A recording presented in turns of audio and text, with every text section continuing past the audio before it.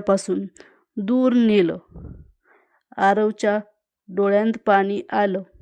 तो पुन्हा पुन्हा प्रत्येक शब्द वाचत होता. पण अचानक त्याची नजर पत्राच्या शेवटच्या ओळींवर गेली.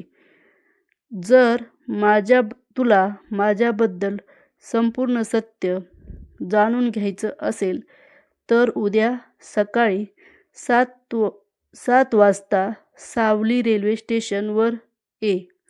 तिथे तुला माझ्या आयुष्याचं शेवटचं सत्य सापडेल.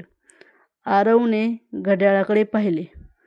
रात्र होत आली होती. त्याच्या मनात हजारो प्रश्न होते.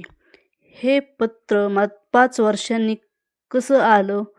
अन्वी जिवंत आहे का? आणि सर्वात महत्त्वाचं, हे पत्र खरं अन्वीने लिहिलं आहे की कोणीतरी त्याला एका रहस्याच्या जाळ्यात ओढत